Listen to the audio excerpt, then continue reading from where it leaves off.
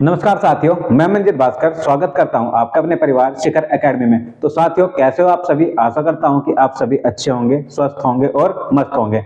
तो दोस्तों, आज मैं लेकर आया हूं आप लोगों के लिए ग्रुप डी के क्वेश्चन जो आपको प्रीवियस एग्जाम में पूछे गए थे, और उसमें आज हम सोल्व करने जा रहे हैं मैथ के क्वेश्चन। जितने मैथ के क्वेश्चन आए थे, आज हम उन सबको एक दिन में ही निपटा देंगे। तो स्टूडेंट, शुरू करते हैं आज के क्वेश्चनों को। तो आपका जो पहला प्रश्न है भाई, आप लोगों का जो पहला प्रश्न है वो आपको ये दिया गया है। क्या दिया गया है प्रश्न में? कि आप लोगों को बताना है यदि संख्या 48 1A673 9 से पूरी तरह विभाज्य हो तो ए के स्थान पर सबसे छोटी पूर्ण संख्या जो होगी वो क्या आएगी भाई? ए के स्थान पर बताना क्या आएगा। तो आप लोगों को ये बात तो पता होगी भाई, क्या कि 9 से कोई भी संख्या तब कटती है जब उसके अंकों का योग 9 से पूरी तरह से विभाजित हो जाए। तब कब कटेगी भाई? जब उसके संख्या के अंकों का योग 9 से पूरी तरह विभाजित हो जाए। तो भाई एक काम कर लेते हैं, हम ना 9 बना के काट देते हैं। अगर बात करें तो 8 और 1 9, ये 9 बन रहा है, इसे काट दो एक साइड में, ठीक है नहीं? तो 6 और 3 9, इसे भी काट दो भाई एक साइड में। अब बचा क्या हमारे पास? एक 4 बचा, एक 7 बचा। 4 7 कितना हो गया भाई? 11। अब मैं 11 में क्या ऐड करूं कि वो 9 से कट जाए? समझ गए ना भाई? 11 में क्या ऐड करूं? घटाने के लिए तो मैं इसमें से 2 घटा सकता हूं, 11 में से 2 गए 9, लेकिन मुझे तो ऐड करना है। तो 11 में क्या ऐड करूं भाई? तो सबसे छोटा नंबर जो है 11 में अगर मैं 7 ऐड कर दूं तो 18 हो जाएगा। और जो 18 है वो किससे डिवाइड होता है भाई? पूरा 9 से विभाजित होता है। किससे विभाजित होता है भाई? 9 से विभाजित होता है। ठीक है भाई, चलिए ये बात समझ में आई। ठीक है भाई, अगला क्वेश्चन देखिए। इसी में अगला क्वेश्चन ये दिया गया है कि भाई 10 8 5 3 9 6 और 12 14 13 7 1 का माध्यक ज्ञात करना। भाई माध्यक का मतलब होता है माध्यिका। माध्यक का मतलब क्या होता है? माध्यिका होता है। तो हमें ना इसकी माध्यिका ज्ञात करनी। तो माध्यिका ज्ञात करने के लिए भाई आप लोगों को क्या करना पड़ेगा ना, पहले ना इन्हें असेंडिंग ऑर्डर में लगा लेते हैं। किसमें लगा लेते हैं? Ascending order. असेंडिंग ऑर्डर का मतलब होता है आरोही क्रम में। अगर मैं इन्हें आरोही क्रम में लगाऊं तो सबसे पहले सबसे छोटा रखूंगा। सबसे छोटे का मतलब है 1 रख लिया मैंने भाई, ठीक है नहीं? सबसे छोटे का मतलब क्या है कि मैं इसमें रख देता हूं पहले 1, ठीक है भाई? 1 के बाद 1 रखा गया, उसके बाद उससे बड़ा देखो इसमें क्या है, तो उससे बड़ा मुझे 3 दिखाई मिला इसमें, तो 3 ले लिया, 3 खत्म कर दो। उसके बाद 3 के बाद इसमें मिलेगा 5, तो ये लिख दिया 5, 5 एक साइड में करो। उसके बाद मिलता है 6, 6 को हटाओ। उसके बाद 7 मिलता है भाई, ये रहा, 7 को हटाओ। उसके बाद 8 मिलता है, ये रहा, 8 को हटाओ, ठीक है भाई? 8 के बाद हमें दिखाई दे रहा है 9, 9 के बाद हमें दिखाई देगा, अच्छा 9 आ गया, 9 को एक साइड में करो। अब दिखाई दे रहा है 10, 10 को हटा दो भाई।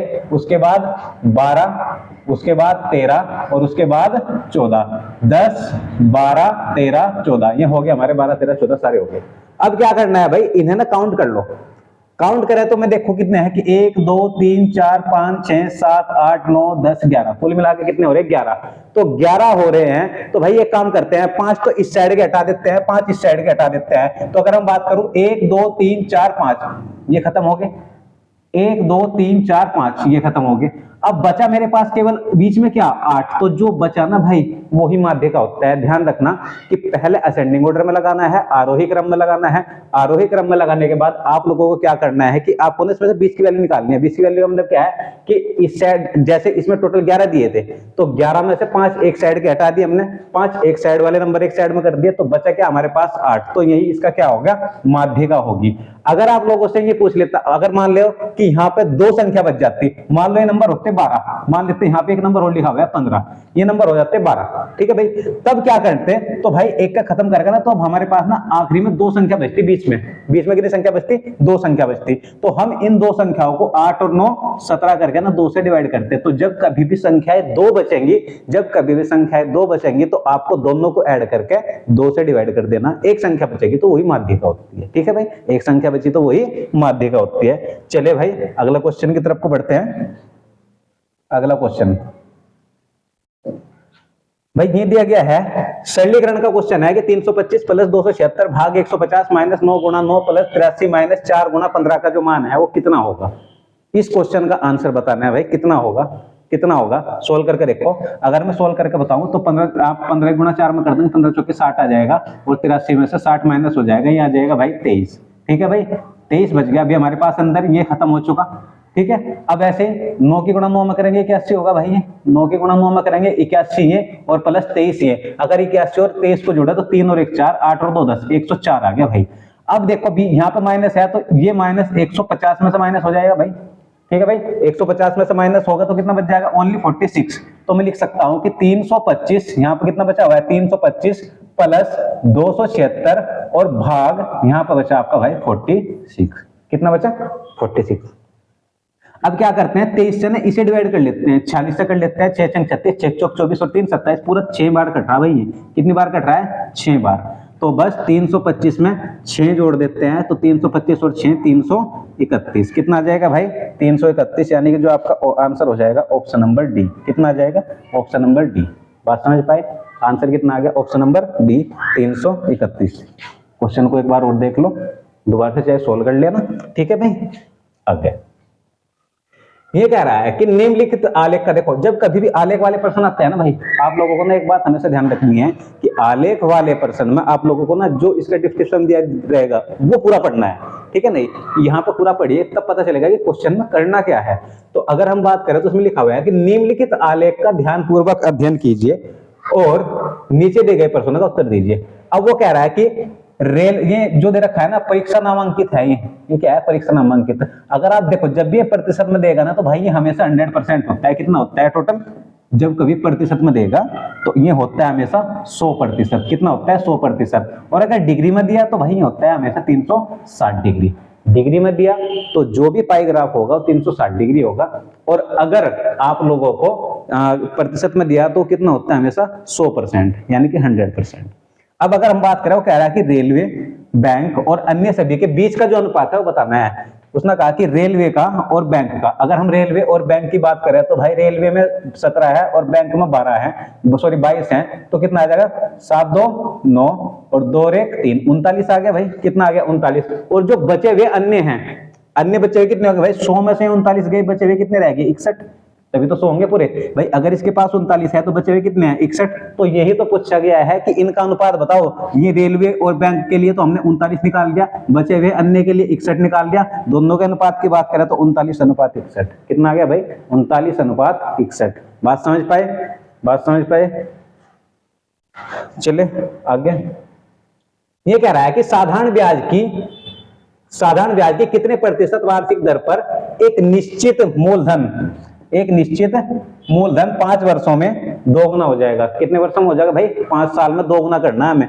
अब एक बात बताओ, दोगुने का मतलब क्या है। दोगुने का मतलब देखो मैं आप लोगों को एक बात बता रहा हूं, ध्यान से समझना। अगर मैं कह देता हूं ना कि मूलधन जो है, मूलधन और एक होता है मिश्रधन, ठीक है नहीं, तो वो कह रहा है कि अगर आपके पास 1 रुपए का मूलधन था ना तो डबल हो गया। डबल का मतलब हो गया 2 रुपए हो गया और मिश्रधन हो गया।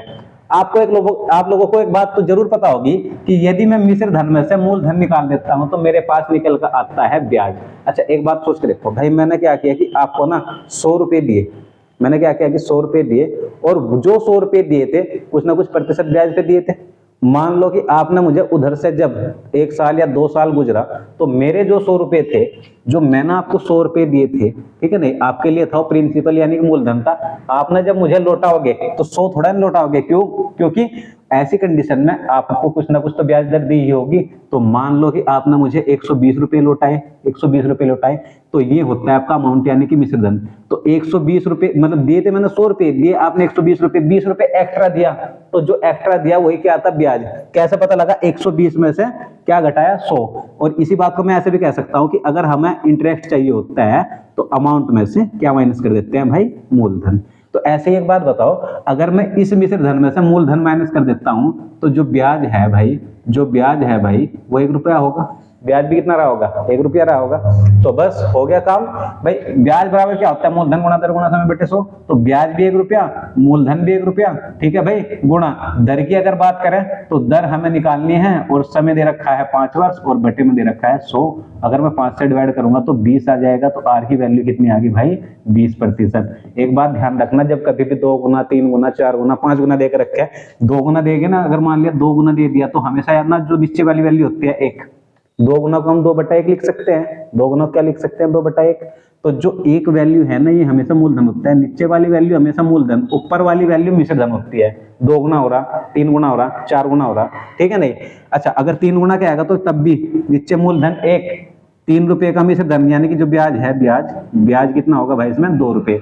बस ऊपर वाली में से नीचे वाली घटा के देख लो, पता लग जाएगा ब्याज कितने रुपए का मिल रहा है। यहाँ पे कितने रुपए का ब्याज मिल पा रहा है? ₹2 का। ठीक है, यहाँ कितना का मिल पा रहा है? ₹1 का। तो हमारा जो आंसर हो जाएगा भाई वो हो जाएगा ऑप्शन नंबर 1, 20%। कितना आ जाएगा भाई? 20%। अगला क्वेश्चन है भाई,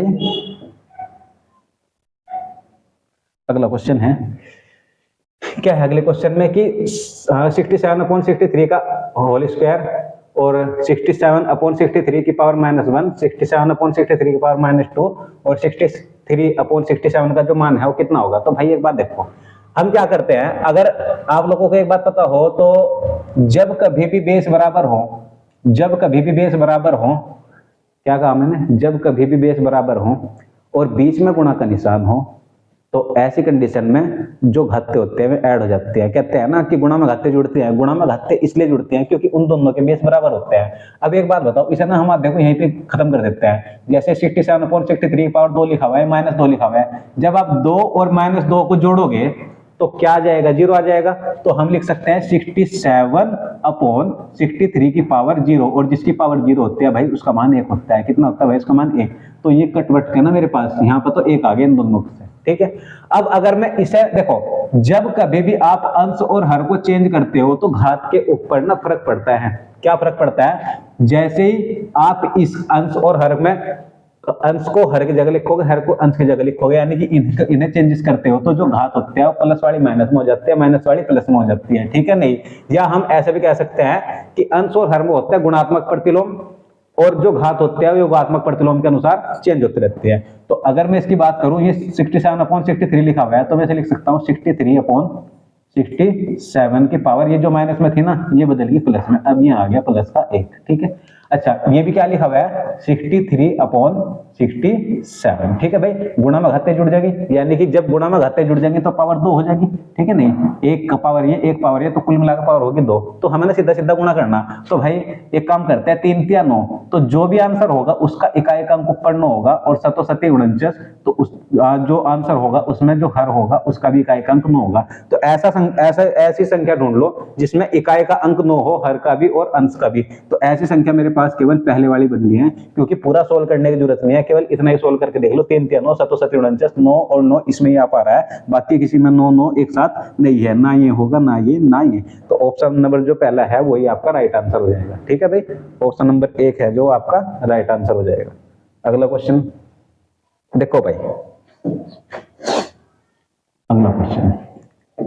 अगले क्वेश्चन में क्या दिया गया है कि यदि cos 48 बराबर m/n तो sec 48 माइनस कोट 42। अच्छा एक काम करते हैं, पहले ना हम थोड़ा सा यहीं पे सोल्व कर लेते हैं। लिखा हुआ है sec 48 माइनस, इसे क्या लिख सकते हैं हम?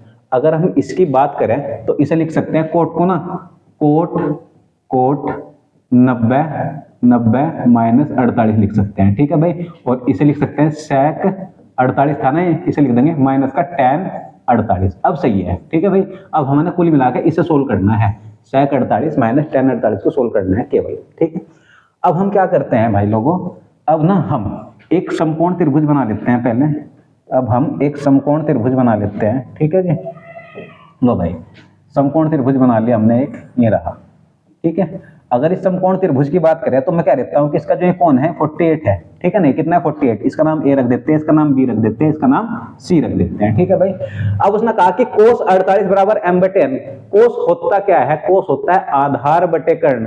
तो हमारे लिए आधार क्या है? आधार बटे कर्ण की बात करें तो ऊपर वाला तो है m, ये तो है आधार और ये है कर्ण। ठीक है नहीं, मैंने क्या कहा, कोस जो होता है कोस थीटा बराबर जो होता है आधार बटे कर्ण। ठीक है जी, आधार बटे कर्ण। ठीक, अब आधार हमारे लिए ये था, ये कर्ण था। अगर ये आधार है ये कर्ण है तो लंब कितना निकल जाएगा भाई? ये निकल जाएगा n² माइनस m², वो भी रूट में, पाइथागोरस प्रमेय के थ्रू। ठीक है नहीं, कर्ण का स्क्वायर, लंब का स्क्वायर और प्लस आधार का स्क्वायर। जब ये कर्ण के स्क्वायर में से m का स्क्वायर घटेगा तो हमें जो लंब का स्क्वायर मिलेगा वो रूट में मिलेगा। ठीक है नहीं, अगर सोल्व करके देखना चाहते हो तो आप सोल्व करके भी देख सकते हो। सोल्व कैसे करना है कि n का स्क्वायर बराबर m का स्क्वायर माइनस इसे प्लस इसे लंब का स्क्वायर मान लेते हैं। जब ये धर जाएगा तो n² माइनस m² और ये इस पे रूट लगा देगा, तो हमारी जो वैल्यू निकल जाएगी यही निकल जाएगी भाई। ठीक है, चलो अब अपना क्वेश्चन सोल्व करना शुरू करते हैं भाई। उसने कहा कि sec 48, sec 48 क्या होता है भाई? sec का मतलब होता है कर्ण बटे, अच्छा sec जो होता है ना वो उसका उल्टा ही होता है, ठीक है नहीं, ये आधार बटे कर्ण है, वो कर्ण बटे आधार हो जाएगा, यानी कि कर्ण की वैल्यू कितनी है m और आधार की वैल्यू कितनी है m, ठीक है नहीं, n बटे m। उसके बाद माइनस लिखा हुआ है भाई, tan जो होता है वो होता है लंब बटे आधार, लंब की वैल्यू कितनी है रूट में n square minus m square, और बटे आधार की वैल्यू कितनी है m। तो आप देखोगे तो दोनों में जो एलसीएम है वो m ही है, यानी कि दोनों का हर बराबर है, तो इसे लिख लो n माइनस रूट में n square minus m square, यानी कि जो हमारा आंसर आ जाएगा n माइनस अपॉन में m है, इसके ही है, ठीक है नहीं, ये रहा n minus n square minus m square upon m। तो ऑप्शन नंबर डी हमारा राइट आंसर हो जाएगा, ठीक है भाई। हमारा आंसर क्या हो जाएगा? राइट आंसर ऑप्शन नंबर 4, ठीक है।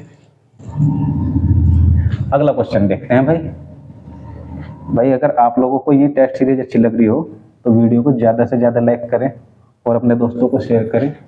अगला क्वेश्चन देखते हैं भाई। इसमें ये कह रहा है कि 1 बटा एक्स माइनस 2 प्लस एक्स बराबर 8 हो तो 1 बटा एक्स माइनस 2 का whole square plus X minus 2 का होल स्क्वायर का जो मान है वो कितना होगा? तो भाई एक बात बताओ आप लोग, अगर मैं इसे ऐसे लिख दूं एक्स 1 बटा एक्स माइनस 2 और प्लस एक्स और बराबर 8, ये लिखा हुआ है भाई, इसको थोड़ा सा दूर से करके लिख देते हैं, लो जी ये 8 लिखा हुआ है। अच्छा अब ना हम क्या करते हैं, क्योंकि हम है ना दोनों में ना देखो x माइनस 2 यहाँ है, x माइनस 2 यहाँ है, तो हमें ना इसमें भी माइनस 2 करना पड़ेगा। कैसे करना पड़ेगा? यदि मैं इसमें से भी माइनस 2 कर दूं, यानी कि इसमें से भी 2 घटा दूं और इसमें से भी 2 घटा दूं, यानी कि इस वाले पक्ष में से भी 2 घटा दूं और इस वाले पक्ष में से भी 2 घटा दूं, कोई फर्क तो नहीं पड़ा भाई, घटे तो दोनों में से 2 हैं। अब एक बात बताओ, ये ना कुछ इस तरह की से बन गया अब कि 1 बटा x minus 2 plus X minus 2 बराबर 8 में से 2 गया 6, ठीक है, कितना बच गया? 8 में से 2 गया 6। लेकिन हमें x माइनस 2 वाली वैल्यू पूछी ही नहीं थी, हमें तो स्क्वायर की फॉर्म में पूछी थी। आप लोगों को मैंने जब पिछला टेस्ट सोल्व करवाया था तो कुछ इस तरह बताया था कि यदि कभी भी x प्लस 1 बटा एक्स बराबर a हो और आपको निकालना हो एक्स स्क्वायर प्लस 1 बटा एक्स स्क्वायर निकालना हो, तो इसे निकालने के लिए जो ये संख्या दिए रखेंगे इसका स्क्वायर और इसमें से 2 घटाना है, इसका स्क्वायर इसमें से 2 घटाना है। तो ये भी तो वही है भाई, माइनस 2 तो लिख रखा है एक्स्ट्रा, इससे क्या फर्क पड़ रहा है? 1 बटा x minus 2 plus X minus 2 जो दे रखा हो 6 दे रखा, यानी कि सीधा सीधा 1 बटा एक्स और प्लस एक्स मान लेते हैं इसे, तो इसकी वैल्यू 6 दे रखी। तो मैंने क्या कहा कि इस जो ये संख्या दे रखी ये 6 दे रखा, इस 6 का स्क्वायर करके इसमें से 2 घटा दो, 6 6 36, 36 में तो 2 गया, कितना आ गया भाई? 34, 36 में से 2 गया 34, ऑप्शन नंबर डी, 36 में से 2 गया 34, ऑप्शन नंबर डी। बात समझ पाए भाई आप लोग? ठीक है, चलो आगे बढ़े। अगला क्वेश्चन है भाई, अगला क्वेश्चन देखो क्या है कि P क्या हमारे कार्य को 10 दिन 15 दिन और 20 दिन में कर सकते हैं। यदि भी एक साथ मिलकर कार्य करते हैं तो उसी कार्य को कितने दिनों में पूरा कर सकते हैं? तो भाई एक बात बताओ, एक का नाम भाई का क्या P था, दूसरे का नाम क्या होता, तीसरे का नाम R था। तो ये कर सकता था 10 दिन में, ये कर सकता था 15 दिन में, एक कर सकता था 20 दिन में। अगर तीनों की मिल की बात करें तो कुल मिलाकर जो काम हो जाएगा वो टोटल 60 हो गया, ठीक है नहीं। जो एलसीएम होता है ना वो इनका काम होता है, तो कुल जो काम हो गया इनका वो 60 हो गया, क्योंकि इनका एलसीएम ही 60 है, ठीक है। अगर मैं 10 से विभाजित करूं इससे तो भाई 6 बार जाएगा, 15 से विभाजित करूं 4 बार जाएगा, 20 से विभाजित करूं 3 बार जाएगा, ठीक है। तीनों का मिलकर कराना था। देखो ये समय था, ये समता थी, ये कार्य था, ये 6 की स्पीड से करा गया, 4 की स्पीड से करा गया, 3 की स्पीड से करा, कुल मिलाकर जो काम होगा 6 4 10 और 3 13 की स्पीड से होगा, सारे के सारे मिलकर 13 की स्पीड से काम कर देंगे, ठीक है नहीं। अगर हम बात करें तो 13 से जब इसे डिवाइड करेंगे तो 13 चौके 52 आ जाएगा भाई, कितना बचा 8 और बटे 13, यानी कि 4 सही 8 बटे 13, 4 सही 8 बटे 13, ठीक है। ऑप्शन नंबर ए आपका राइट आंसर हो जाएगा। बात समझ गए भाई आप लोग? भाई अगर कुछ समझ नहीं आता हो ना, अगर कभी कुछ समझ नहीं आया तो आप कमेंट बॉक्स में पूछ सकते हो, हम कमेंट बॉक्स में आंसर दे देते हैं उन चीजों का, ठीक है। आगे देखो भाई, आपको ये दिया गया है कि 1500 माइनस 275 भाग 25 भाग 7 का जो मान है वो कितना होगा? अच्छा प्लस 300 का जो मान है वो कितना होगा? अच्छा अगर मैं इसमें से घटा देता हूं तो 10 में से 5 गए भाई, 5 बचे, ठीक है। 9 में से 7 गया, 2 बचा, 4 में से 2 गया, 2 बचा, ये बच गया हमारा 1225। अच्छा फिर करना क्या क्या था, इसे भाग देना था 25 से, 25 और भाग देना था गुणा 1/7 और प्लस में जोड़ना था 300। बस भाई इससे भाग दे देते हैं, 25 से काट देते हैं भाई, 25 से नहीं 4 बार कटेगा पूरा 25 चौका 100, ठीक है जी। और जी यहाँ पे बचा आपका 25 चौका 100 और 25 निमा 225, कितना बच गया था 22, यानी कि 25 निमा 225, ठीक है। 7 से अगर मैं काटूं तो 7 7 49 कटेगा, ऊपर तो आ गया 7, इधर बच गया 300, 300 और 7 भाई आ गया आपका 307, ठीक है नहीं, 300 और 7 आ गया आपका 307, ऑप्शन नंबर 1 कितना आ गया भाई 307, ठीक है भाई लोगों, समझ गए। चलो देखो अगला क्वेश्चन क्या दिया गया है, अगला क्वेश्चन क्या दिया गया है भाई, देखते हैं। देखो ये कह रहा है 3 बाइकें हैं, उनकी जो गति है उसका जो अनुपात है 3 5 7 के अनुपात में है, तो समान दूरी को तय करने में बाइक द्वारा लिए गए जो समय का अनुपात है वो कितना होगा। भाई गति का अनुपात दे रखा है, एक बात आप लोगों को पता होगी कि जो गति का अनुपात होता है वो समय के व्युत्क्रमानुपाती होता है, यानी कि जो चाल होती है, चाल बराबर चाल जो होती है और समय जो होता है उनका उल्टा अनुपात होता है। यदि आप चाल बढ़ाओगे तो समय कम लगेगा, और समय बढ़ाओगे तो समय कम करना चाहते हो तो आपको उस चाल को बढ़ाना पड़ेगा। तो चाल कम करोगे समय ज्यादा लगेगा, चाल ज्यादा करोगे कहीं भी जाने में आपको समय कम लगेगा, ठीक है भाई। तो चाल बराबर दूरी बटे समय होता है। अब देखो ऐसे क्वेश्चन को सबसे आसान तरीका जो है ना वो क्या है ऐसे क्वेश्चन को सोल्व करने का, कि हमें तो किसका बताना, समय का बताना है।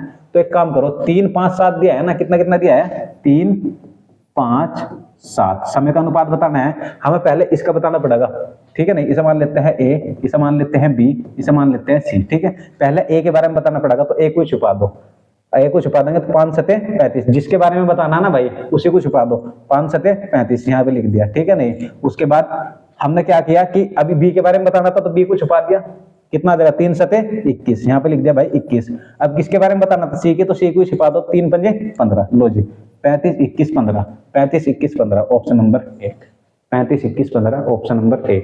ये क्वेश्चन आपके पेपर में आए हुए हैं भाई, ठीक है नहीं, ये जो क्वेश्चन है आप लोगों के एग्जाम में आए हुए हैं। आगे देखिए भाई, आगे देखो, यात्रा पर निकला एक व्यक्ति पहले 240 किलोमीटर की दूरी 120 किलोमीटर प्रति घंटा। देखो भाई एक तरफ मैं दूरी लिख लेता हूं, दूरी एक तरफ चाल लिख लेते हैं, दूसरी तरफ दूरी, एक तरफ चाल, एक तरफ दूरी और एक तरफ समय, ठीक है जी, एक तरफ समय। अब वो कह रहा है कि जो दूरी है वो कितनी है 240 किलोमीटर, दूरी कितनी है भाई 240 किलोमीटर, तो 240 किलोमीटर की दूरी 120 की चाल से जा रहा है, ठीक है जी। अच्छा दूसरा कह रहा है अगले 150 किलोमीटर, अगले 150 किलोमीटर की जो दूरी है वो 50 किलोमीटर प्रति घंटे की चाल से चल रहा है। तो उसने कहा कि उसकी यात्रा की औसत गति पता नहीं। भाई औसत गति होती क्या है, औसत गति होती है कुल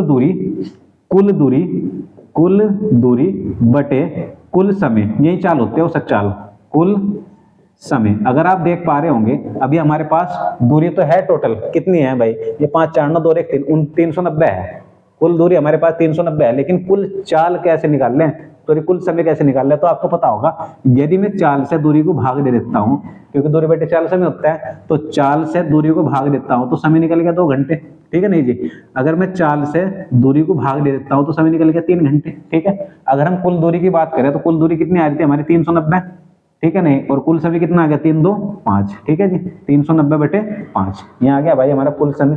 तो कुल दूरी बटे कुल समय ये हमारी औसत चाल होती है। 5 से काट देते हैं भाई, 5 7 35, 5 8 40, कुल मिलाकर जो कुल औसत चाल आ गई वो 78 किलोमीटर प्रति घंटा आ गई भाई, कितनी आ गई 78 किलोमीटर प्रति घंटा। बात समझ गए आप लोग, ओके आगे बढ़े भाई। अगला क्वेश्चन भी है, कुछ दिया गया है इसी प्रकार से। देखो भाई अगला क्वेश्चन क्या दिया गया है, 2a + b बराबर 8 और 8a - b बराबर 2। अच्छा हमने एक काम कर सकते हैं भाई, ये क्वेश्चन दिया गया है ना, हम एक काम कर सकते हैं कि इसका जो बेस है ये 2 है, इसे भी 2 बना सकते हैं, यहाँ 2 है तो इसे भी 2 बना सकते हैं, यानी कि इन सब के बेस बराबर कर सकते हैं। अगर मैं इसका बेस बराबर करना चाहता हूं तो इसे ऐसे लिख सकता हूं, यही लिख देता हूं कि 2 की पावर a + b और बराबर 2 की पावर 3 लिखा हुआ है भाई, ठीक है नहीं, ठीक है। अच्छा अगर मैं इसकी बात करूं तो ये 2 की पावर 3 लिख सकते हैं, ऐसे लिख सकते हैं 2 की पावर 2 की पावर 3 और a माइनस बी और बराबर में कितना आ जाएगा, इन 2 की पावर 1 लिखा हुआ है। देखो इसका बेस भी 2 है, इसका बेस भी 2 है, दोनों के बेस बराबर, इसका बेस भी 2 है, इसका बेस भी 2 है, दोनों के बेस बराबर। जब बेस बराबर होते हैं तो बेस को छोड़ देते हैं, घाते उठा लेते हैं, घातों की तुलना करते हैं, तो ये लिखा हुआ है a प्लस बी बराबर 3 है, a प्लस बी बराबर कितना लिखा हुआ है भाई, 3 है। ऐसे ही अगर इसकी बात करें तो कितना लिखा हुआ है, 3 a माइनस बी बराबर 1 लिखा हुआ है, ये लिखा हुआ है 3 a माइनस बी बराबर 1, घातों की तुलना कर रहे हैं केवल हम, ठीक है। अब अगर हम बात करें तो ये 3 इसके अपोन में आ जाएगा भाई, ठीक है। अगर बात करें तो जो ये 3 है इसके अपोन में आ जाएगा भाग में, ठीक है। अब हम क्या करते हैं कि भाई हम इस a b से b माइनस कर देते हैं, तो a के कितना आ गया, 2a प्लस 2a बराबर 3 प्लस 1/3, तो 3 तिया 9 और 1 10, 10/3, तो यहाँ आ जाएगा 2a बराबर 10/3 और 2 से अगर मैं भाग दे दूसरा तो कितना आ जाएगा 5, यानी कि a की वैल्यू जो है वो 5/3 है। 5/3 किस में है भाई, 2 में है, यानी कि ये तो ऑप्शन में, ये तो आंसर नहीं हो सकता और ना ही ये आंसर हो सकता, क्योंकि 5/3 की बात कर रहा है, तो 5/3 जो a की वैल्यू है किस में है, इसमें है और इसमें है, ठीक है। अच्छा a की वैल्यू 5/3 है, b की वैल्यू निकालनी है, कोई बड़ी बात नहीं है, a की वैल्यू 5/3 है, इसमें से 5/3 माइनस कर दो, यानी कि 3 में से, देखो अगर मैं यहाँ पर रखूं 5/3 तो इधर जाकर माइनस हो जाएगा, तो b की जो वैल्यू है 3 में से माइनस कर दो 5/3, 3 में से कितना माइनस करना, 5/3, तो 3 तिया 9, 9 में से 5 गया 4/3, 9 में से 5 गया 4/3, यानी कि ऑप्शन नंबर डी बैठ जाएगा भाई, क्योंकि दोनों का जो हर है वो 3 है, ऐसे भी तो देख सकते हो आप लोग, ठीक। तो आंसर कितना आ गया भाई, ऑप्शन नंबर 4। चलो अगला क्वेश्चन,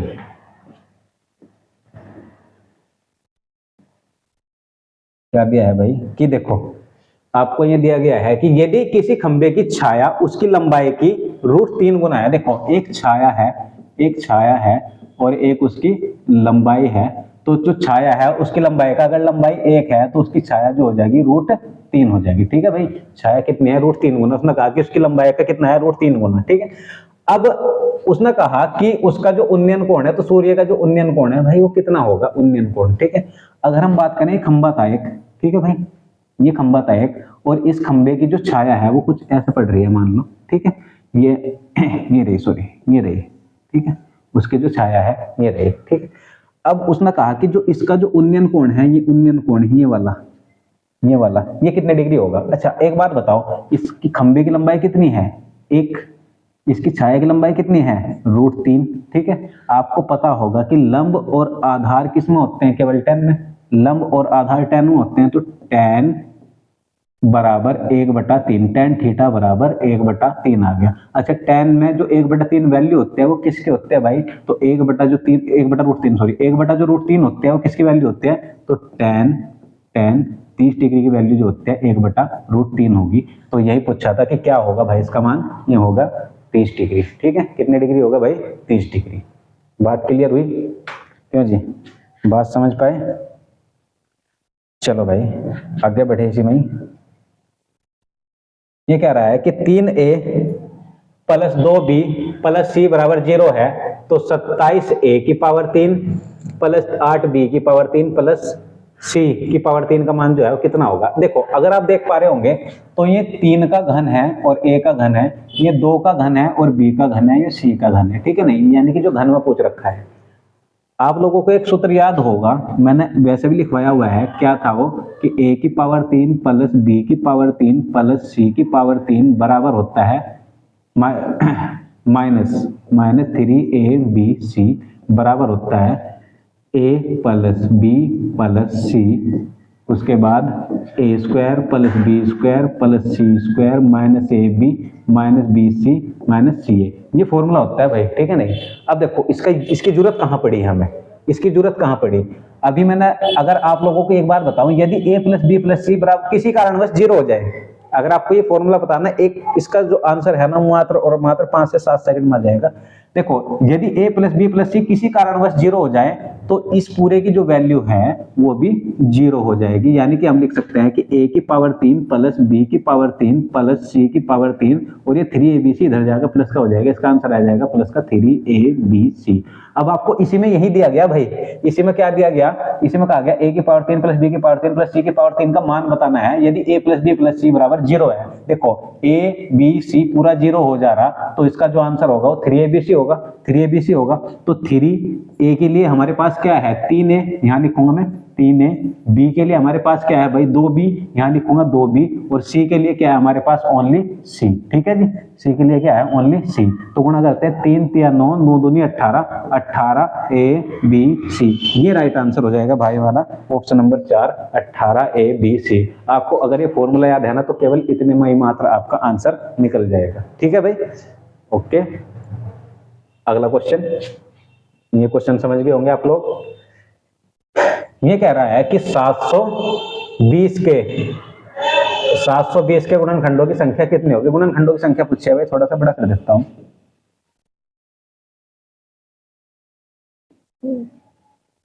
720 के गुणनखंडों की संख्या पूछी है कितनी होगी। तो अगर हम बात करें 720 को, क्या मैं ऐसे लिख सकता हूं 720 लिखा हुआ है, इसे अगर मैं तोड़ कर लिखूं तो उसे लिख सकते हैं 16 निम्न 144 और 144 पंजे 720। ठीक है भाई, लिख सकते हैं भाई 16 निम्न 144, 144 पंजे 720। अगर हम बात करें इस 16 को ना लिख सकते हैं 2 की पावर 4, 9 को लिख सकते हैं 3 की पावर 2, 5 को लिख सकते हैं 5 की पावर 1। ठीक है, लिख सकते हैं। जब कभी भी कुल गुणनखंडों की संख्या पूछे, आप दूसरी वीडियो देख सकते हैं मैंने ना, उसमें कुल गुणनखंडों की संख्या, गुणनखंडों का योग, सम गुणनखंडों की संख्या, विषम गुणनखंडों की संख्या, सारी चीजें समझा रखी हैं। ठीक है, अगर हम कुल गुणनखंडों की बात करें तो कुल जो गुणनखंड निकलेंगे भाई आपको कैसे निकालने हैं, हमेशा जो पावर होते हैं ना उसमें एक ऐड करके लिखेंगे। 4 में एक ऐड कर देंगे 5, 2 में एक ऐड कर देंगे 3 और 1 में एक ऐड कर देंगे 2 और इन सब का गुणनफल यानी 5 या 15 दूनी 30। तो कुल गुणनखंड जो है उसके कितने हो गए भाई 30। कुल गुणनखंड कितने हो गए भाई उसके 30 हो गए। ठीक है जी, कुल गुणनखंड कितने हो गए 30। बात समझ पाए आप लोग। आगे मूल्यांकन करना है भाई, किस चीज का मूल्यांकन करना है। ये दिया गया है कि साइन 54 डिग्री बटे कोस 36 डिग्री, सेक 46 डिग्री बटे कोसेक 44 डिग्री। अच्छा, क्या मैं ऐसे ऐसे लिख सकता हूं कि साइन, वैसे इसका आंसर 2 आ जाएगा क्योंकि कभी भी अगर बटे में दोनों का योग जो हो रहा हो 90 हो रहा हो, देखो 54 और 36 90 और ये साइन है ये कोस है तो ये पूरा कट के 1 आ जाएगा। ये 40 है 44 है, सेक का कोसेक में चेंज होता है तो ये भी कितना आ जाएगा 90। तो ऐसी कंडीशन में जो होता है कट का 1 यहाँ आ गया, कट का 1 यहाँ आ गया, 1 और 1 2 हो गया। लेकिन मैं आपको पूरे को सोल्व करके बता देता हूँ। वैसे आप इस चीज को भी याद रखना, जब जल्दी करना हो क्वेश्चन तो दोनों का योग अगर 90 है और साइन और कोस है, यानी क्योंकि साइन जो होता है कोस में चेंज होता है, तो मैं यहाँ पे लिख कर बता देता हूँ कि साइन जो है इसे लिख सकते हैं साइन 90 माइनस 36। ठीक है भाई, और बटे कोस 36, कोस 36 प्लस इसे भी लिख सकते हैं सेक 90 माइनस 44 और बटे कोसेक 44। ठीक है भाई। अच्छा, साइन 90 माइनस थीटा क्या होता है कोस थीटा, इसे लिख सकते हैं कोस 36 के यहाँ पे क्या लिखेंगे आप कोस थीटा की जगह क्या लिखेंगे 36। ठीक है, नहीं sine 90 minus theta cos theta, 90 minus theta cos theta, यानी कि ये जो थीटा की जगह है 36 है, 36 लिख दिया। अपॉन में कितना है कोस 36, ऐसे इसे लिखेंगे। सेक 90 माइनस थीटा कोसेक थीटा होता है कोसेक 44 बटे कोसेक 44। इससे कैंसिल हो जाएगा, 1 आ जाएगा पूरे का, इससे कैंसिल हो जाएगा 1 और 1 कुल मिला के कितना हो गया भाई 2। तो इसका जो राइट आंसर हो जाएगा ऑप्शन नंबर 3 2 आ जाएगा। ठीक है भाई, कितना आ जाएगा ऑप्शन नंबर 3 2 आ जाएगा। ठीक है जी, चलें 841 इसे सोल्व करना है भाई, सरलीकरण का क्वेश्चन है शायद, हाँ सरलीकरण का क्वेश्चन है भाई। ठीक है, देखो अगर हम इसे सोल्व करें तो 800 देखो 15 छक्के 90 तो यही हो गया 90 और 841 ऐसे लिख देते हैं। 841 प्लस 15 छक्के 90 प्लस 60 का 45% निकालना भाई, 60 का 45% निकालना है। ठीक है, नहीं 0 से 0 कैंसिल हो जाएगी, 5 × 45, 5 दूनी 10, 2 से काटेंगे 2 × 6 और 9 × 27 इसमें ऐड हो जाएगा। और 841 ये था ही हमारा, सारे को ऐड कर दो, 7 और 1 8 किसके लास्ट में है 2 के लास्ट में है, 9 और 2 11, 11 और 4 15 और जी 8 और 1 9, 958 देखो भाई 958 ऑप्शन नंबर 4 है। 958 कौन सा आएगा? Option number 4। ठीक है जी। अगला क्वेश्चन देखते हैं। देखो ये दिया गया है कि आपके पास आरेख में एडी वृत्त की स्पर्श रेखा है। ये जो एडी है वृत्त की स्पर्श रेखा है, एबीसी छेदक रेखा है, एबीसी छेदक रेखा है। यदि AB बराबर 4 सेंटीमीटर हो, ये 4 सेंटीमीटर है भाई, और BC बराबर 5 सेंटीमीटर हो, यहाँ से यहाँ तक 5 सेंटीमीटर है, तो पूछा क्या है कि एडी की लंबाई बतानी है भाई। ठीक है नहीं, इसका ना आपस में ना कुछ प्रमेय होती है। वो क्या होती है कि जो ये वाली भुजा है एडी, एडी का जो स्क्वायर होता है भाई, एडी का स्क्वायर होता है वो ए बी यानी कि ए बी गुणा और A B plus B C के गुणनफल के बराबर होता है। यानी कि हम इसे ऐसे भी कह सकते हैं आधी गुणा, क्योंकि आधे का मतलब है ए बी, ये आधी है, आधी गुणा पूरी। ठीक है नहीं, और इसके स्क्वायर के बराबर होते हैं तीसरे वाले के। ठीक है, इस वाले के बराबर होगी इसके स्क्वायर के। तो AD का स्क्वायर बराबर AB गुणा AB प्लस BC। अगर हम AD की बात करें, AD हमारे पास नहीं है, हमारे पास AB है, कितना है 5। अगर हम बात करें AB और BC, AB और BC 5 4 9 सॉरी 4 है, AB कितना है भाई 4 है, AB है 4। और इसकी बात करें AB प्लस BC की, तो 5 और 4 9 हो जा रहा। जब इस पे AD का स्क्वायर, ये स्क्वायर जाएगा रूट बना देगा, तो AD की जो वैल्यू आ जाएगी भाई रूट में आ जाएगी। ठीक है नहीं, रूट में कितनी आ जाएगी 4 बाहर आ जाएगा, 4 36 किसका होता है 6 का। तो AD की जो वैल्यू है कितनी निकल जाएगी भाई? Option number 3 6। कितना निकल जाएगा? 6। बात समझ गए? क्यों जी, आगे आ जाओ। ये कह रहा है अगला क्वेश्चन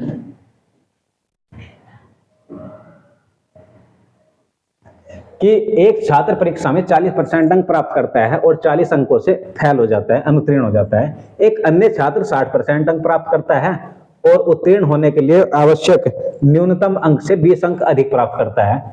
तो परीक्षा के लिए अधिकतम जो पूर्णांक है वो कितना था भाई? पूर्णांक पूछा है कितना था। अब देखें अगर, तो भाई देखो एक लड़के ने करे 40% अंक प्राप्त, ठीक है भाई, जबकि दूसरे लड़के ने प्राप्त किए 60% अंक। ठीक है, जिसने 40% अंक प्राप्त किए उसे 40 नंबर कम मिले। अगर 40 उसे और मिल जाते तो पास हो जाता। ठीक है भाई, अगर 40 और मिल जाते तो पास हो जाता, और दूसरे को मिले 20 अंक ज्यादा मिले।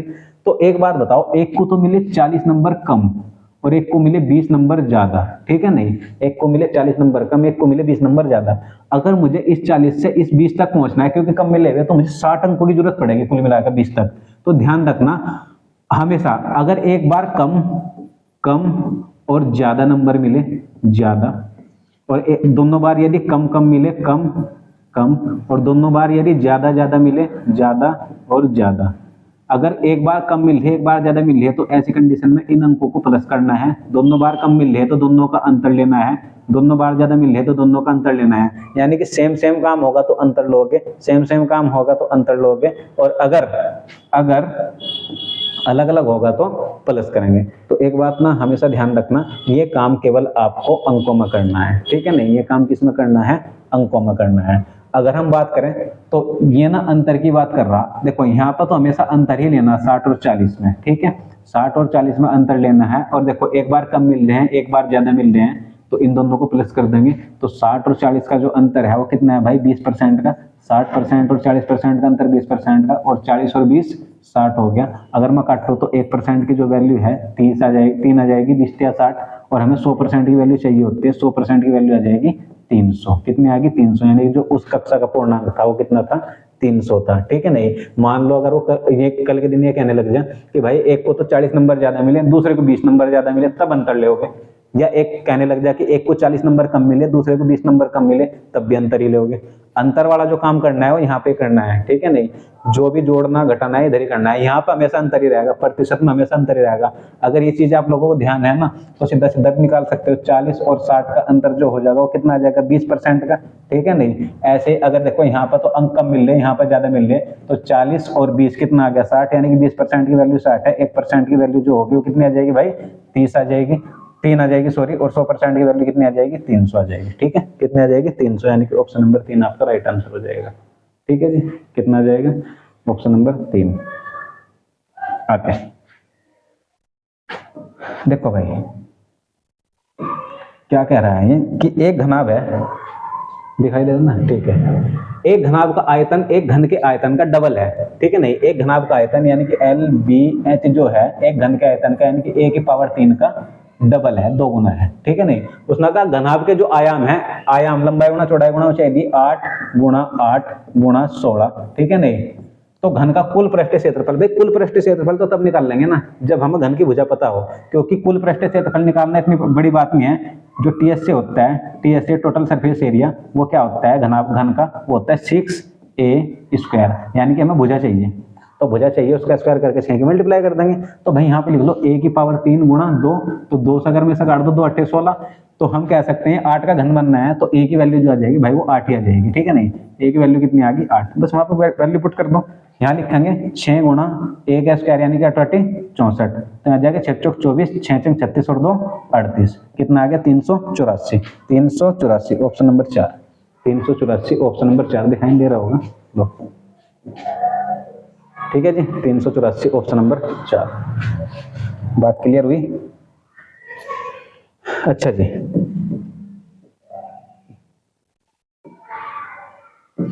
देखो 70 किलोमीटर प्रति घंटा की गति से यात्रा कर रही एक कार उसी दिशा में चल रही, मतलब कि अगर इधर को चल रही है ना 70 की चाल से, तो उसी दिशा में कुछ और भी चल रहा है, क्या चल रहा है, उसी दिशा में जा रही एक बस से आगे निकल जाती है, ठीक है नहीं, और 18 सेकंड में उससे 170 मीटर पीछे छोड़ देती है। तो बस की जो गति है वो किलोमीटर प्रति घंटे में क्या है, भाई ये पूछा कि बस की गति क्या है। मान लो ये कार है, ठीक है नहीं, ये तो है कार, ठीक है, और ये है इधर जा रही है ये बस, लेकिन हुआ क्या कि कुछ 18 सेकंड बाद ना ये जो कार है इससे आगे निकल गई, आगे कितने निकल गई, तो मान लो कि यहाँ तक आ गई, ये आगे कार और ये आगे बस, और इनके बीच की जो दूरी होगी वो कितनी होगी भाई 170 मीटर, कितनी होगी 170 मीटर होगी, ठीक। अब हम क्या करते हैं, जब दोनों एक ही दिशा में चलते हैं तो चालों को घटा देते हैं, अंतर ले लेते हैं। तो कार आगे निकली तो सीधी सी बात है कि कार की चाल ज्यादा होगी, तो कार की चाल कितनी दे रखी 70, ठीक है नहीं, और मान लो कि बस की चाल जो है वो x किलोमीटर प्रति घंटा है, ठीक है, तो 70 ये हो गया x ही हो गया, ठीक है नहीं। तो चाल बराबर दूरी की अगर हम बात करें तो दूरी कितने आगे निकल गई 170, इन दोनों के बीच की दूरी देखिए 170 मीटर, और समय लग रहा है 18 सेकंड। अब एक बात याद रखो भाई दोस्तों कि ये जो वैल्यू है मीटर प्रति सेकंड में है, ये किलोमीटर प्रति घंटा में है, तो हम इसे मीटर पर सेकंड में बदलने के लिए 5/18 से मल्टीप्लाई कर देंगे। 18 से 18 कैंसिल हो जाएगा। अगर मैं 5 से बात करूं तो 5 या 15 और जी कितना बचा 5 चौक 20, 34 आ गया। एक्स इधर आ जाएगा, ये इधर आ जाएगा, तो 70 में से भाई 34 माइनस हो जाएगा, एक्स वैल्यू निकल जाएगी। यही पूछा था कितनी होगी चाल, तो चाल हो जाएगी 10 में 4 गया 6, 6 में 3 गया 3, यानी कि 36 आ गई। कितनी आ गई चाल 36 किलोमीटर प्रति घंटा, 36 किलोमीटर प्रति घंटा, ठीक है जी। ध्यान रखना कभी भी अगर दोनों एक ही दिशा में चल रही हो गाड़ियां तो चालों का अंतर लेते हैं, अगर विपरीत दिशाओं में चल रही हो तो चालों का योग लेते हैं, ठीक है भाई। अच्छा जी, आगे भी देख लो थोड़ा सा। एक और क्वेश्चन है कि एक निश्चित आयत की जो लंबाई है उसकी चौड़ाई का अनुपात कितना है 3:2, एक L है एक B है, 3:2 के अनुपात में है, ठीक है भाई। और क्षेत्रफल जो दे रखा है वो कितना दे रखा है 150 सेंटीमीटर स्क्वायर है। आयत का परिमाप बताना। देखो भाई परिमाप जो होता है ना, परिमाप वो होता है 2L + B, ये होता है परिमाप। आयत का परिमाप होता है ये 2L + B। तो पहला ना यहाँ से भुजा निकाल लेते हैं। तो भुजाएं कैसे निकाल लेंगे, मान लेते हैं ये भी x है ये भी x है, और क्षेत्रफल क्या होता है लंबाई गुणा चौड़ाई, और यही कितना दे रखा 150। अगर मैं इसकी बात करूं 3 दूनी 6x² की वैल्यू कितनी दे रखी 150। अगर मैं 6 से डिवाइड करूं तो x² की वैल्यू कितनी आ जाएगी भाई 25, और x की वैल्यू आ जाएगी 5, ठीक है जी। x की वैल्यू कितनी आ गई 5 आ गई। अब अगर हम बात करें परिमाप की तो परिमाप कितना आ जाएगा, देखो 3 और 2 5, यानी कि 5 दूनी 10, ये आ जाएगा परिमाप 10x, और 5 की गुणा क्योंकि x की वैल्यू तो 5 आ गई तो 5 यहाँ रखेंगे तो 10 × 5 = 50। जो परिमाप हो गया वो 50 मीटर आ गया भाई। परिमाप कितना आ गया 50 मीटर, ठीक है जी। परिमाप कितना आया 50 मीटर आ गया। आगे आ जाओ, थोड़ा सा इधर कर लेते हैं। लो जी, दिखाई दे रहा होगा। क्वेश्चन देखो क्या दिया गया है इसमें, क्वेश्चन को ध्यान से पढ़ना और ध्यान से समझना। ये कह रहा है कि एक दंडालेख कक्षा 9 के छात्र नायक यानी कि मॉनिटर के लिए हुए मतदान को प्रदर्शित करता है। ये मतदान में जो बच्चों ने पार्टिसिपेट किया था उनके लिए दिया गया है। तो वो पूछ रहा है कि वैभव को परिधि से कितने प्रतिशत अधिक मत मिले वैभव को। तो वैभव की बात करें, वैभव को मिले हुए 20, परिधि को मिले हुए 16, तो कुल मिला के से 4 ज्यादा मिले हुए हैं, 4 मत ज्यादा मिले हुए, प्रतिशत में नहीं है अभी। तो 4 मत ज्यादा मिले हुए हैं, किसे मिले हुए हैं? वैभव को। किससे ज्यादा मिले हुए? जिससे भी ज्यादा मिले हुए होते हैं, जिसके साथ तुलना होता है, ऐसा हमेशा नीचे रखा जाता है, तो 16 से ज्यादा मिले हुए हैं, ठीक है नहीं, यानी कि क्या नाम था इसका? परिधि। परिधि से 4 मत ज्यादा मिलेगा, परिधि के साथ तुलना हो रही है, तो प्रतिशत के लिए 100 लगा देंगे, 4 से डिवाइड कर देंगे 4 बार जाएगा, 4 से डिवाइड करेंगे 25 बार जाएगा, यानी कि 25% मत जो है वो वैभव को ज्यादा मिले हुए हैं। कितने प्रतिशत मत भाई? 25% मत, ठीक है जी। चले अगला क्वेश्चन दिया गया है भाई, इसे भी ध्यान से समझना। देखें, देखो पहले ऊपर से सोल्व करना शुरू कर देते हैं, नीचे वाला भी सोल्व कर लेंगे, फिर उसके बाद इसे सोल्व करते हैं। इसकी बात अगर मैं करूं तो यहाँ पे 15 आ जाएगा, ठीक है नहीं। 225 किसका वर्ग होता है? 15 का। 15 154 में जुड़ जाएगा, 169 हो जाएगा, 169 होता है 13 का वर्ग, ठीक है भाई। जब ये इसमें ऐड हो जाएगा तो 13 का वर्ग हो जाएगा, तो 13 108 में जुड़ जाएगा, 121 हो जाएगा, 121 होता है 11 का वर्ग, 11 25 में जुड़ जाएगा, 25 में जुड़कर 11 हो जाएगा, 36 36 होता है 6 का वर्ग, 6 10 में जुड़ जाएगा 16 हो जाएगा, 16 होता है 4 का वर्ग, यानी कि ऊपर ना कुल मिलाकर 4 आ जाएगा सारे को सोल्व करके। ऊपर कुल मिलाकर कितना आ जाएगा? 4 आ जाएगा भाई। देखो इस वर्ग में से निकालते रहो, ये ऐड करते रहो, वर्ग में से निकालना, जैसे इसमें 225 को बाहर निकालना 15 आया, 154 में जोड़ दिया, 169 को बाहर निकाल देंगे 13 आ जाएगा, 108 में जोड़ देंगे 121 हो जाएगा, 121 में से 11 को बाहर निकाल देंगे, 25 में ऐड कर देंगे 36 हो जाएगा, 36 का 6 बाहर निकाल देंगे, 10 में ऐड कर देंगे 16 हो जाएगा, 16 होता है 4 का।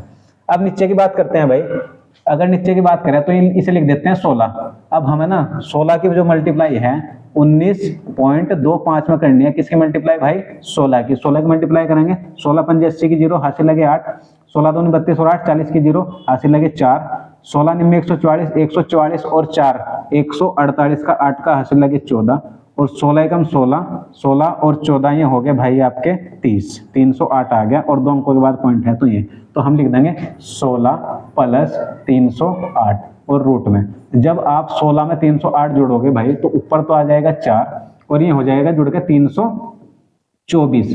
324 जो होता है ना भाई 18 का वर्ग होता है, 18 का वर्ग होता है, तो 2 दूनी 4 और 2 निम 18, यानी कि 2/9 आपका राइट आंसर हो जाएगा, ऑप्शन नंबर 2। कितना आ जाएगा भाई? 2/9। ठीक है जी, बात समझ पाए? अगला क्वेश्चन, अगला क्वेश्चन क्या कह रहा है, ध्यान से समझना। देखो भाई ये दिखाई दे रहा है ना? हाँ ठीक है।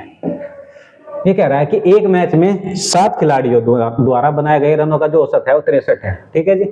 अच्छा 6 खिलाड़ियों द्वारा बनाए गए जो रन का औसत है वो, अच्छा रन की जो संख्या दे रखी है वो दे रखी है, रन की संख्या औसत नहीं दे रखा है। रन की संख्या 130, 42, 24, 53 और 45, 54 है, तो 7वें खिलाड़ी ने कितने रन बनाए? भाई एक बात बताओ, ये टोटल 7 खिलाड़ियों का औसत है और ये दे रखा 6 का। यदि मैं 7 में से 6 वाले किसी तरह निकाल देता हूं तो वो 1 बच जाएगा, जिसके बारे में मुझसे पूछा जा रहा है।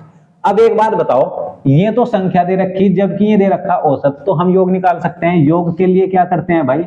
योग के लिए करते हैं औसत गुणा संख्या, यानी कि 63 गुणा 7, ये होता है भाई योग। योग क्या होता है? औसत गुणा संख्या। औसत कितना था? 63, संख्या कितनी थी? 7, तो योग निकालने के लिए 7 21, 7 6 42, 42 और 2 44, यानी कि 441 आ गया योग। कुल मिलाकर योग कितना है हमारे पास? 441 है। कितने का है? 7 का। मैं यहाँ लिख देता हूँ 7 का जो योग है 441 है। अगर मैं इस 7 में से 6 वाले घटा दूं, अगर मैं इन 6 का योग देख लो एक बार कितना है, तो 6 का योग कितना आ जाएगा भाई? 4 और 5 9 और 3 12, 12 और 4 16, 16 2 18, 18 का 8 हासिल लगा 1, ठीक है जी। अच्छा उसके बाद 5 4 9, 9 और 5 14, 14 2 16, 16 4 20, 20 और 3 23, 23 और 1 24 का 4 का हासिल लगे 2, 2 और 1 3, तो 348 आ गया, ठीक है भाई। तो अगर मैं बात करूं जो 7 का योग था वो कितना था? 441, और जो 6 का योग है वो कितना है? 348। यदि मैं इन 7 में से 6 माइनस कर देता हूं तो एक खिलाड़ी बचागा मेरे पास जिसके बारे में बात पूछी जा रही, तो उसका जो उसने कितने रन बनाए वो पता लग जाएगा। तो 11 में से 8 गए 3, और जी 13 में से 9 गए, 13 में से 4 गए 9, तो कुल मिलाकर उसने रन बनाए 93। कितने रन बनाए भाई? 93, ऑप्शन नंबर 1। कितने रन बनाए? 93। तो कुछ नहीं करना था, 7 खिलाड़ियों के योग में से 6 खिलाड़ियों का जो योग था वो माइनस करना था, ठीक है जी। अगला क्वेश्चन देखो भाई, अगला क्वेश्चन आपको ये दिया गया है कि यदि x प्लस एक बटा सॉरी y प्लस एक बटा वाई बराबर 3 हो तो 1 बटा वाई की पावर 3 प्लस वाई की पावर 3 का मान कितना होगा। भाई एक बात बताओ, मैंने आप लोगों को ये बात पहले क्वेश्चन में बताई कि x प्लस एक बटा एक्स बराबर, ब्लैक से लिख देता हूं, देखो x प्लस एक बटा एक्स बराबर यदि a है और हमें स्क्वायर निकालना है, यानी कि हमें निकालना है एक्स स्क्वायर प्लस एक बटा एक्स स्क्वायर का मान निकालना है, तो ये करोगे a का स्क्वायर माइनस 2, और इसी में ही अगर x की पावर 3 प्लस एक बटा एक्स की पावर 3 की वैल्यू निकालनी है तो क्या करना होगा कि a की पावर 3 इसका घन करना होगा और इसी में से 3a माइनस कर देना। यही तो काम करना है, और करना ही क्या था इसमें। अब हमें ये वाली वैल्यू दी गई है और हमें बताना है इसके बारे में। इससे पहले हमने इस वाले क्वेश्चन की बात की थी। अब अगर मैं बात करूं तो इसकी वैल्यू कैसे निकाल लेंगे भाई, 3 का घन कर देंगे, 3 का घन कर देंगे और माइनस 3, a की वैल्यू 3 है ही, तो 3 3 होती है 27, 27 में से 9 घटा देंगे, कितना आ जाएगा भाई 18 आ जाएगा। ये पूछा था, ऑप्शन नंबर 4 आपका राइट आंसर हो जाएगा भाई। और क्वेश्चन तो इसमें खत्म हो गए, कुल मिला के इसमें 27 से 28 क्वेश्चन थे, 29 कितने क्वेश्चन थे, 29 क्वेश्चन थे, ठीक है भाई। तो ये आपका ग्रुप डी का जो मॉक टेस्ट था, जो सॉरी प्रीवियस क्वेश्चन पेपर थे, वो क्वेश्चन हम लोगों ने कर लिए हैं। बाकी कल और करेंगे, हो सकता है कल एनटीपीसी के करें या हो सकता है कल ग्रुप डी के करें। तो स्टूडेंट हम रोज ऐसे क्वेश्चन मैथ के जो है वो सोल्व करेंगे, जिससे कि जो आपकी तैयारी हो बेहतर से बेहतर हो जाए, क्योंकि सबकी इच्छा होती है गवर्नमेंट जॉब की। तो कुल मिला के जो बात है कि हम रोजाना हम एक सेट जरूर निकाल लेंगे, किसका, जो हमारे प्रीवियस क्वेश्चन हो चुके, या तो ग्रुप डी या एनटीपीसी। वैसे हमारा एक दिन ग्रुप डी करना है और एक दिन एनटीपीसी करना है। तो दोस्तों अगर आपको वीडियो अच्छी लग रही हो तो वीडियो को लाइक करें, चैनल को सब्सक्राइब करें और ज़्यादा से ज़्यादा अपने दोस्तों को शेयर करें, ठीक है भाई। और दूसरी बात एक और, जितने भी बच्चे ग्रुप डी का फॉर्म भरना चाहते हैं, जिनके पास ITI है, तो कोशिश ये करना कि भाई वो 14 तारीख के बाद भरे, अभी रुके रहें, क्योंकि 14 तारीख के बाद ही कोर्ट का जो भी फैसला होगा, शायद वो, देखो ज़्यादा से ज़्यादा चांस तो यही है कि वो ITI वालों के पक्ष में आए, ठीक है। तो अभी आप बस 14 तारीख तक रुक जाओ, 8 तारीख आज हो चुकी, 6 दिन की बात हो रहा है, क्योंकि 14 से 22 तक आपको भरपूर समय मिलेगा, तो कुछ दिन और रुक जाओ, यानी कि 14 तारीख के बाद आप ITI वाले, 10वीं वाले तो आप भर लो कोई बात नहीं, लेकिन जो ITI वाले बच्चे हैं वो 14 तारीख के बाद ही भरें। तो दोस्तों इन्हीं बातों के साथ धन्यवाद।